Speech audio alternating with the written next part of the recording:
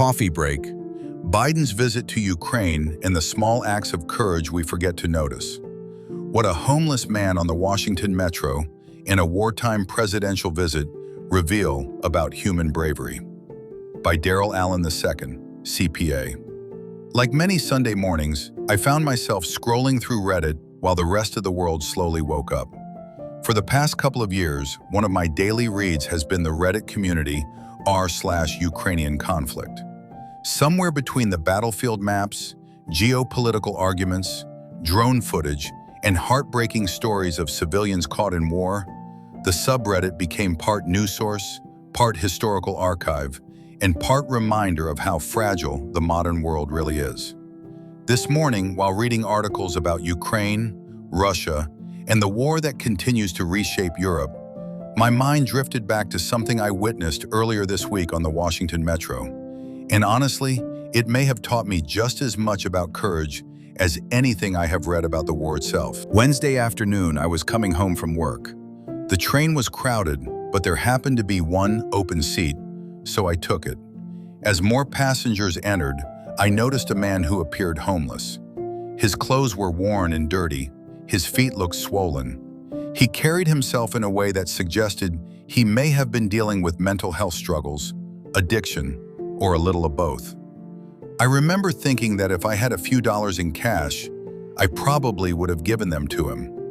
But it's 2026, I never carry cash anymore.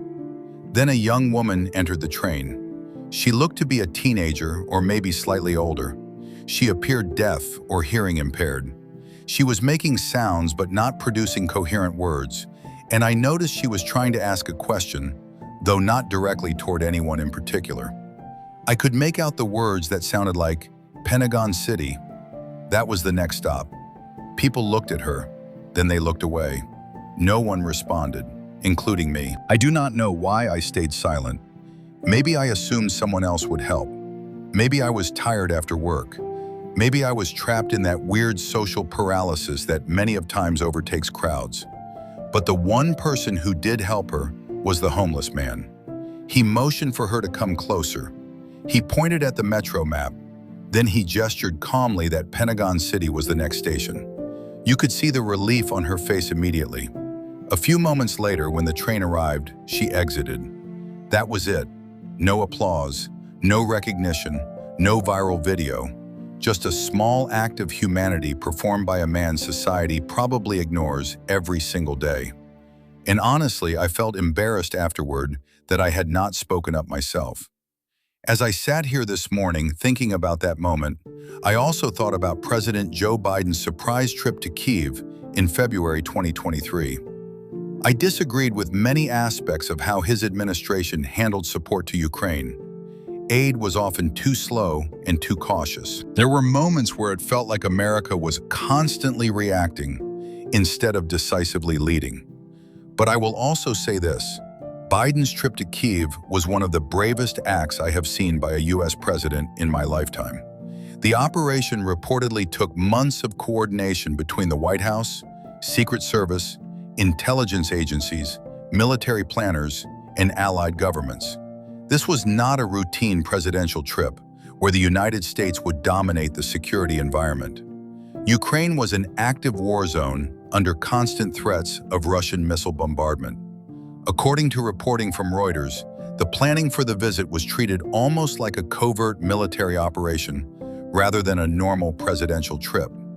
White House officials spent months developing contingency plans, travel routes, communication restrictions, and deception measures to conceal the president's movements. Biden departed Washington before dawn aboard a smaller Air Force aircraft, with only a handful of aides and 2 journalists accompanying him.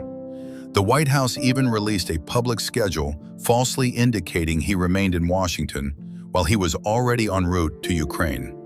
After landing in Poland and traveling near the border by motorcade, Biden boarded an overnight train into Kyiv under heavy security and strict operational secrecy. Officials later acknowledged that Russia had been informed shortly before the visit for deconfliction purposes to reduce the risk of accidental escalation between 2 nuclear powers. And despite all the planning, there was still no absolute guarantee of safety.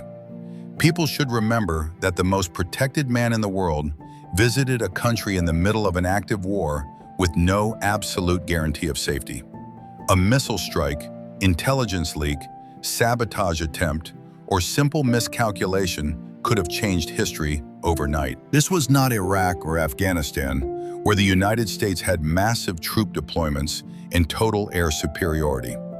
This was an active war zone where the United States did not control the skies or territory. The Secret Service reportedly had major concerns about the trip.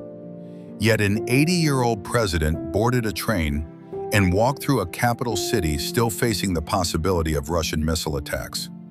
While Biden walked beside Ukrainian President Zelensky through Kyiv, air raid sirens echoed in the background. The imagery mattered. It told Ukraine that America had not abandoned them. It told Europe that intimidation would not dictate Western policy. And perhaps most importantly, it embarrassed Putin by showing that even under threat, the United States is not scared to do what it wants.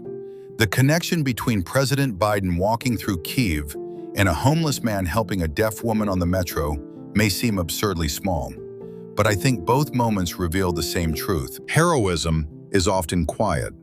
Most acts of courage do not happen in front of cameras or on battlefields. Sometimes courage is simply deciding to help another human being when everyone else remains silent.